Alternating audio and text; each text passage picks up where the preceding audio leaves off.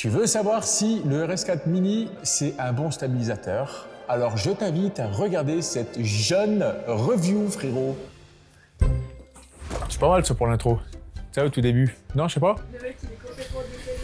Bonjour, je suis très satisfait de ce produit. Non, c'est le mec qui commence direct. C'est un bon produit, achète-le. Bonjour à tous. Alors, est-ce que c'est un bon stabilisateur? Est-ce que DJI nous a fait un truc cool? On va vous présenter aujourd'hui le Ronin RS4 Mini, stabilisateur sur 3 axes, qui va se comporter exactement comme les grands frères qu'il avait, donc RS4, RS3, etc. On va être sur la même base, un gimbal à main, et on va chapitrer cette vidéo. Ça se dit chapitrer, Manon? Je pense que ça se dit. Eh ben écoute, on va chapitrer cette vidéo en... Séquencé, si tu veux. Séquencer, ça peut être pas mal. On va séquencer cette vidéo sur 10 points, sur mon retour d'expérience et savoir si ça vaut le coup ou pas d'acheter ce produit en fonction du matériel que vous allez utiliser pour filmer. Premier chapitre, présentation globale. Donc c'est un truc qui pèse 890 grammes et qui a un payload de 2 kg. Ça veut dire quoi? Ça veut dire que, en vrai de vrai, peu importe la caméra que tu vas avoir aujourd'hui, moi j'utilise par exemple une FX3. Alors je vais vous laisser avec Manon des petits exemples de ce qu'on a fait avec John qui a une box de CrossFit. J'ai dit on va faire une vidéo rapide et efficace. Je devais monter au-dessus de Paris avec un rider. Voilà, il y aura peut-être d'autres choses qui vont être prévues. Mais voilà, j'avais pas le temps, encore une fois de plus. Voilà, DJI qui me sortent des produits et avec plein de projets à côté, et bah des fois, il faut faire des choix. Donc, je vous ai fait un truc rapide et efficace. Je vous invite à aller la voir. Elle est sortie sur la chaîne principale pour voir un petit peu de quoi le RS4 Mini est capable. Mais globalement, voilà, c'est un truc qui pèse 890 grammes, donc qui est extrêmement léger. Vraiment, tu le sens pas dans les mains et qui a un payload de 2 kg. 2 kg, ça veut dire quoi? Ça veut dire que moi, j'ai utilisé la FX3 avec laquelle on est en train de shooter actuellement, avec un 24-70, avec un 14 mm, etc. J'ai même réussi à mettre la Freefly Humber. Alors, au niveau de la taille, après, derrière, c'est là où ça coince un petit peu avec les batteries Veloc, mais en termes de couple, ça fonctionnait, d'accord, ça marchait. Donc, ça veut dire que peu importe la caméra que tu as aujourd'hui, normalement, celui-là, il est capable de le prendre. Donc, rapide, très léger et très efficace. Deuxième chapitre, pour les tarifs. Alors, pour les tarifs, j'ai pas les tarifs exacts, je vais avoir une fourchette. On va être sur la version standard, seule, à moins de 400 €. Ça va être entre 300 et 370 €, je crois. Donc, toujours à mettre avec des guillemets parce que j'ai les produits quand même vachement à l'avance et souvent, on connaît pas trop les tarifs. Et pour la version avec tous les accessoires, on va être un petit peu moins de 450 € normalement ou 450 € maximum. Donc, franchement, en termes de tarifs, par rapport à ce qu'ils proposent, on va le voir après sur vraiment les highlights et les fonctionnalités, c'est vraiment un produit qui va satisfaire beaucoup de gens et qui n'ont pas forcément les moyens et le budget de mettre dans des gros stabilisateurs et qui peut-être forcément n'ont pas l'utilité avec des trop grosses caméras. Voilà, aujourd'hui, on aime bien être léger, ça prend pas de place. Donc ça, c'est un vrai combo qui va bien fonctionner pour tout le monde. Chapitre numéro 3, premier highlight. Ils nous ont fait un truc extraordinaire. Merci DJI, depuis le temps qu'on attendait sur les mini. Ils nous ont mis les autolocks. Ça veut dire quoi? Ça veut dire que tu mets ta petite caméra dessus, tu shootes avec... Putain, j'aurais bien voulu faire un exemple. Passe-moi le boîtier, ouais, vas-y, passe-moi le GH. Merci Manon. Regardez bien, réglage en direct. Ça, c'est du panache. Je vous invite à vous abonner à la chaîne, évidemment, à faire comme tous les youtubeurs pour voir les prochaines vidéos. Ça donne un coup de main à la chaîne aussi parce que l'algorithme est très éclaté en ce moment sur YouTube. Et puis, je t'invite surtout à aller voir ce que je fais d'autre à côté. Je vous fais des revues, c'est vraiment pour le plaisir de tous, mais moi, à la base, j'utilise le matos. Donc, n'hésite pas. Et puis, si t'aimes ce genre de revue simple et efficace, je t'invite surtout à mettre un jeune like. Ça a l'air d'être plutôt pas mal. Vous allez voir que là, c'est très rapide, c'est très efficace, ça va fonctionner. Donc, je vais vous le démarrer. Je laisse appuyer longtemps sur le côté, sur le bouton Power. Il va faire la mise sous tension, il va peut-être vibrer. Non. Je clique sur le petit écran pour faire un étalonnage rapide. Je démarre l'étalonnage et c'est parti. Donc là, il va prendre le poids, il va regarder s'il est bien équilibré. N'hésitez pas sur votre gimbal, plus vous êtes bien équilibré dès le début, moins vous allez avoir de soucis derrière, d'accord? Il faut vraiment faire attention. Pareil sur le avant et le reculon, si vous avez des optiques avec des zooms, vous faites un mix au milieu. Donc si tu as un 24-70, tu fais à peu près à 35, voilà, 35 mm. Tu vas te mettre au milieu, tu sais que quand tu vas zoomer ou dézoomer, et bah lui, tu auras ton centre de gravité qui sera à peu près centré, d'accord? Donc là, il est en train de chercher, il est en train de nous faire vraiment les meilleures optimisations de couple pour le truc. Donc là, ça y est, c'est fini. Donc, ce que je vous disais, les autolocks, donc énorme point. Donc là, regardez, ça utilise pas de batterie. Tu pars avec ton petit setup ici, le petit logo Lichit. Tu pars, tac, tac, tac, tac. Si tu veux, il n'y a pas de souci.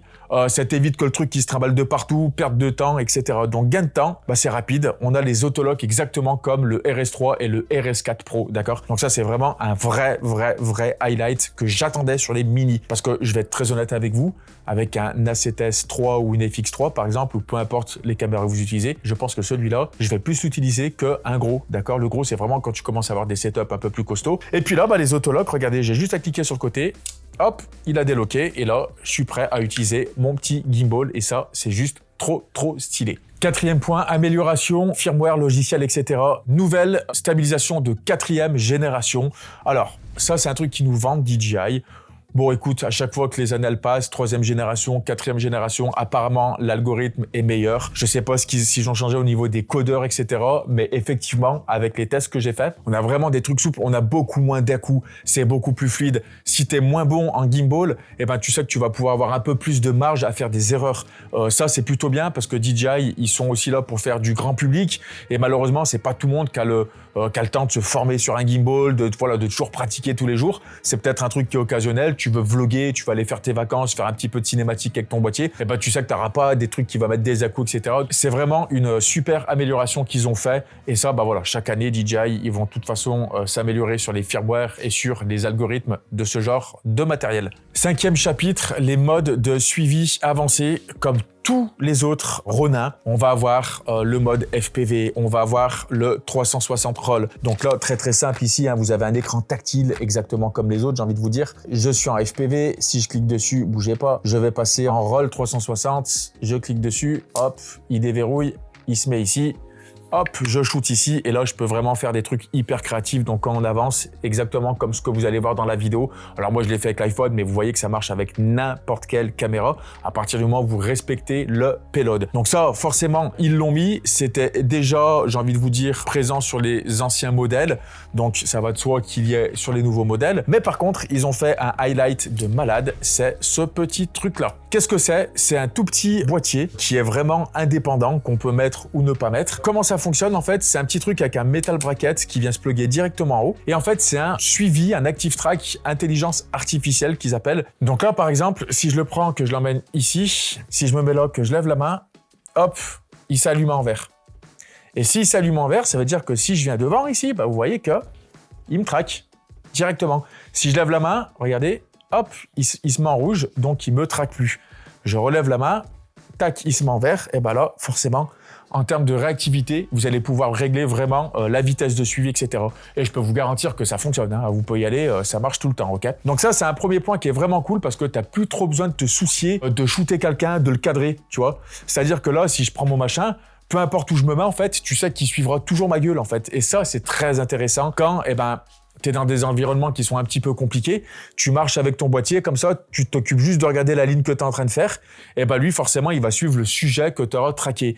Quand tu passes derrière un poteau, etc., il va le perdre tout de suite, il va le reprendre tout de suite, en fait. Il y a vraiment une espèce d'AI qu'ils ont intégré en interne. Pour l'arrêter, je lève la main, il l'arrête. Pour aussi le faire en version rapide et efficace, j'ai juste à, par exemple, Manon, là, il va te choper, je pense, j'ai juste à cliquer une fois sur la molette, normalement, il va apparaître en vert, voilà. Et là, bah maintenant, par exemple, toi, il va toujours te pointer, tu vois. Et ça marche vraiment bien, tu vois, comme vous pouvez le voir, tu vois. Ça, c'est vraiment cool, tu vois. Tu vois, si je fais ça, il garde vraiment, tu vois, je peux faire un plan gib, je peux vraiment tout faire. Mais même toi, t'es choqué maintenant, non? Ouais, de ouf. T'aimes bien? Ça ouvre tellement de possibilités, même si t'es pas très fort en Ronin, en fait. Mais c'est ça. Je pense qu'ils l'ont vraiment fait pour, tu vois, regarde. Ils l'ont vraiment fait pour les gens qui n'ont pas envie de se faire chier, en fait, tu vois. C'est cool, hein? Et là, si je reclique dessus, boum, il repasse en rouge et c'est terminé. Et moi, ce qui a été bien, c'est que je l'ai mis sur un ciné-lifter, comme vous allez voir aussi quelques exemples de vidéos. J'ai demandé à John du CrossFit, par exemple, de lever la main. Il a levé la main, il l'a chopé. Ensuite, moi, j'arrive sur lui, il le rechoppe quand j'ai traversé un petit peu les poteaux. Et ensuite, je vais pouvoir faire des splines autour de lui. Et ben lui, il va rester vraiment sur son truc. Je vais faire un truc absolument incroyable tout de suite. Vous allez voir, vous allez kiffer. Pour vous faire voir la puissance, comment ça fonctionne, regardez, là, vous allez être choqués, là. Là, vous allez vite comprendre le délire. Je me mets ici. Hop, il me chope. Je prends ça. Je le fais tourner à mort. Et là, regardez. Là, vous voyez vraiment la puissance en fait de DJI, de ce que ça peut faire, tu vois. Alors, je vais vous le recentrer un tout petit peu. Faites voir. Ok, regarde comme c'est stylé, là. Et pourtant, je te jure, je le fais tourner vite, hein. Ouh là là. C'est quand même balèze, hein. Ça fonctionne, hein. Là, par contre, si je lève la main, que je l'arrête, il va... J'essaye ou pas? Ça marche bien. C'est bien, ça. Là, je veux des likes, là, parce que je suis le seul connard à faire ça ou pas sur YouTube? Non, enfin bon, bref, vous avez compris que ça fonctionne très très bien et que, bah voilà, maintenant, plus les années elles vont passer, plus on va avoir de facilité justement à faire des belles images avec des trucs pas très gros et surtout pas très chers. Donc pour finir ce 5e chapitre, tous les autres modes, forcément FPV, lock, etc. Si j'appuie sur ma gâchette, ça me verrouille mon lock horizon, mon course lock, pardon. Donc voilà, vous avez vraiment toutes les autres fonctionnalités. Je vais le mettre ici aussi. Forcément, quand tu cliques sur ton bouton, tu as le Bluetooth qui va rentrer en jeu pour activer, désactiver ta caméra. Moi, sur la FX3, ça marchait terriblement bien. T'appuies, bing, t'enregistres, tu réappuies, ça coupe ton record. Donc tout ça, ça fonctionne à la perfection. Pep, je vous arrête 2 minutes. Stéphane a complètement oublié de vous parler de 2 modes que l'on peut retrouver sur le stabilisateur, le mode fluide et le mode réactif. Cela va vous permettre de complètement pouvoir personnaliser ce que vous voulez faire avec votre stabilisateur. Vous pouvez donc choisir un de ces 2 modes et donc par exemple avoir une meilleure réactivité du RS4 Mini si vous vous mettez en mode réactif. Je vous laisse avec Stéphane et profitez bien de la vidéo. Chapitre numéro 6, petit highlight très cool, nouveau système de passage assez rapide en mode 9/16e. Donc j'ai un petit truc ici, on appuie, on tire, et en fait là, vous voyez que je peux le passer directement là, si je clique ici, clac, en mode 9/16e assez rapide. Mais en tout cas, évidemment qu'on va être de plus en plus amené à faire des vidéos en 9/16e sur les réseaux sociaux, sur TikTok, sur Instagram pour des reels, sur des shorts, etc. Donc ils l'ont mis nativement. Donc c'est la dernière génération, ils appellent ça de Quick Vertical Shot, tu vois. Donc ça marche très bien et c'est vraiment un plus aussi parce que nous récemment avec Manon et Bastien on a bossé pour Triomphe et c'est vrai que t'aurais pu tellement faire le taf avec ce truc-là. Je pouvais pas l'emmener, je l'avais déjà, mais on était en plein milieu du salon de la moto. Il y avait aussi des vidéastes, donc vous pensez bien que j'avais pas le droit de le montrer. Bon, sinon, on aurait pris celui-ci parce que franchement, c'est une dinguerie, ça marche vraiment du feu de Dieu. Donc franchement, c'est une option qui est indispensable aujourd'hui. Point numéro 7, c'est l'autonomie. Alors, autonomie annoncée 13 heures. Bon, j'y crois moyennement, je vais plutôt dire 10 heures. J'ai pas eu le temps de le tester trop longtemps pour vous dire réellement ce que je pensais de l'autonomie. Souvent, c'est quand même hyper efficient. Il y a un truc qui est bien, c'est qu'avec une recharge de 30 minutes, si vous le rechargez 30 minutes, vous allez pouvoir l'utiliser 5 heures. Donc ça, c'est vraiment cool. Surtout si d'un coup, t'as oublié de le charger, tu sais que très rapidement, voilà, t'attends une petite demi-heure, tu vas pouvoir l'utiliser au moins 5 heures. Donc ça, c'est vraiment bien. Alors ça va dépendre aussi du payload que vous allez mettre dessus. Évidemment, si tu commences à mettre un setup qui avoisine les 2 kg, forcément, tes moteurs vont un peu plus se chauffer, un peu plus fonctionner. Donc, tu auras une moins bonne autonomie. Mais globalement, en termes d'autonomie, etc., c'est très efficient. Et ça, DJI, ils savent faire. C'est des batteries qui sont intelligentes. Ça se charge en USB type C et ça fonctionne très, très bien. 8e point, ils ont fait un petit revêtement en téflon ici à l'intérieur. Donc ça, c'est plutôt cool pour faire les réglages. Donc les réglages sont très très fins sur l'avancée, sur le ballon. Tout ça, c'est des trucs qui fonctionnent bien. Les glissières sont rapides, sont fluides. Je sais qu'il y a des gens qui avaient du mal souvent à équilibrer. On avait des anciennes générations, il fallait faire tout un schmilblick, machin. Là, ça fonctionne très bien. C'est-à-dire que notre téflon ici, on voit que c'est hyper fin en fait, tu vois. On sent que c'est très très fin pour l'équilibrer et ça fonctionne très très bien. Donc voilà, ça marche aussi bien que les autres. Je vais pas vendre les mérites de ce truc-là parce que pour moi, c'est à peu près pareil que avant. Ouais, c'est ce genre de petit truc en téflon là. Bon, je pense que c'est plus vendeur qu'autre chose.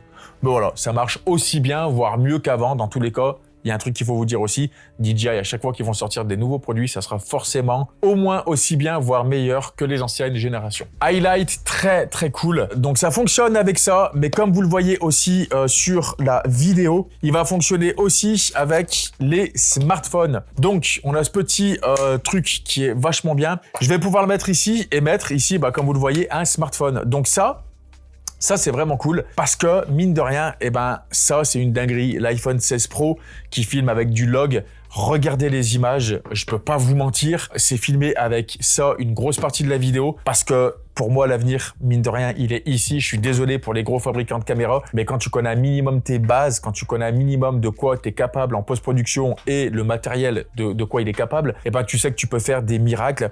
Donc, tu prends ici ton smartphone, tu le glisses ici, tac, tu lèves ton machin, boum. Et voilà, tu shootes avec ton smartphone exactement comme sur une caméra, sauf que là, tu as un setup qui est encore 2 fois plus léger. Enfin, c'est juste incroyable. Je sais pas combien ça pèse là, mais vraiment, moi là, je shoot pendant une semaine. Hein. Tout ça couplé avec un iPhone, par exemple, ou peu importe le smartphone que vous utilisez. Mais quand tu commences à shooter en log avec du 4K, avec des super def et des super qualités d'image, vous voyez pas la différence. Je suis désolé, vous ne voyez pas la différence. Je vais vous faire des dingueries astronomiques avec ça.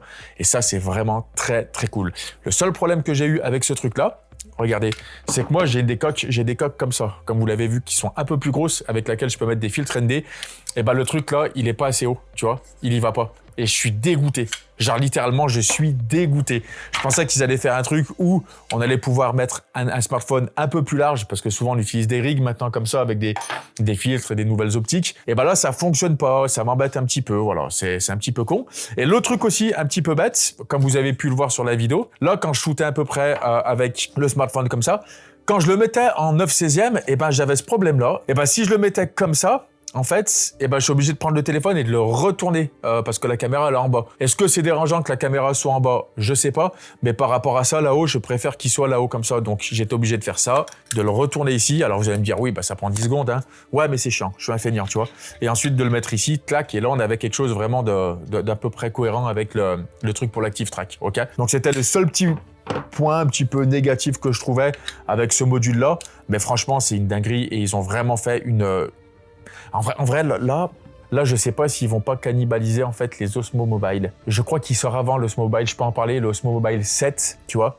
Franchement, là je vous le dis, si vous avez un truc à choisir, prenez ça. Ça fait Osmo Mobile avec des moteurs beaucoup plus coupleux, des trucs beaucoup plus stylés avec des active track, etc. Que plutôt prendre un... Je suis désolé, hein, je suis pas censé vous le dire, mais à un moment donné, voilà. Et en plus de ça, tu peux mettre ta FX3, tu peux mettre ce que tu veux derrière, donc ça c'est juste trop cool. Et en 10e partie, pour conclure cette vidéo, je vais vous faire mon retour d'expérience tout de suite, savoir dans quelle catégorie je le mets, la note que je vais lui mettre et si je vous le conseille ou non. C'est un outil qui est vraiment parfait pour les mecs qui vont faire du vlog, mais même qui vont faire du cinématique. Je suis désolé, aujourd'hui, quand tu vois qu'il fait exactement la même chose qu'un RS4 Pro, avec des autolocks, etc., tu peux faire tout ce que tu veux avec, et en plus de ça, tu vas économiser de la force, tu vas économiser du temps, etc., et tu as plein de petits highlights qui fonctionnent merveilleusement bien. Donc, si tu es un vlogueur, si tu aimes bien faire des vidéos de voyage, si tu aimes bien faire un petit peu des vidéos comme moi, un peu cinématiques, machin, ou même pour des clients, hein, celui-ci, vous allez le voir souvent sur des tournages, vous allez voir, hein, et même sur des making-of, c'est un truc que je vais utiliser tout le temps. C'est un putain de produit que je surkiffe cette année de DJI. Je le mets vraiment dans mon top 3, mais genre largement de chez DJI parce qu'il correspond vraiment et il répond à toutes les attentes que j'avais sur un stabilisateur. Je peux mettre un smartphone en plus. J'ai ce petit truc-là qui est absolument magnifique. Comme vous l'avez vu sur la vidéo, on fait vraiment des miracles avec. Ça traque automatiquement. C'est vraiment très cool. Ça ouvre plein de possibilités. Et surtout pour le tarif, ça le classe vraiment dans un produit aujourd'hui, un must-have. C'est bien ça, must-have. C'est un mot que j'entends souvent, ça, les mecs, tu sais, qui sont un peu hyper pro, ils disent ouais, c'est un must-have, tu vois. Je pense vraiment que lui, il faut vraiment qu'il intègre votre sac parce qu'il répond vraiment à tous les critères d'exigence qu'on avait en tant que filmmaker. Donc, par rapport au tarif, très honnêtement, c'est un produit, je lui mets 98 sur 100 en note. Parce que moi, je suis très fin. Je vois pas de défaut, mis à part ce truc-là, qui va peut-être pas assez haut, tu vois. Je peux pas lui mettre une mauvaise note. Au niveau tarif, il est pas vénère. Au niveau qualité de fabrication, c'est monstrueusement bien. C'est DJI, hein, ça nous fait penser à du Apple un petit peu, hein. Que vous le voyez ou non, même au niveau des couleurs, hein, qu'est-ce qui se passe. Mais vraiment, on a tout ce qu'il faut. On a le petit écran tactile. On peut faire tous les modes de suivi, tous les modes un petit peu créatifs, etc. Donc, je le recommande vraiment à 98%. C'est vraiment un super produit. J'espère que cette petite vidéo vous a plu. C'était simple, rapide, efficace. Si vous avez des questions, n'hésitez pas dans l'espace commentaire. Si vous voulez rejoindre mes formations, il y a le bouton rejoindre. Ça donne un coup de main à la chaîne. Et en plus, je vous fais voir toutes les petites techniques que j'utilise dans mes vidéos, comme par exemple pour faire le truc en 3D, les transitions, les petits effets visuels, tout ça, je vous apprends tout avec le bouton rejoindre. Il y a le niveau charpentier d'image et c'est une putain de mine d'informations. C'était Steph. J'espère que ça vous a plu. Je vous dis à très bientôt. Soyez vous-même et surtout soyez créatifs. Peace!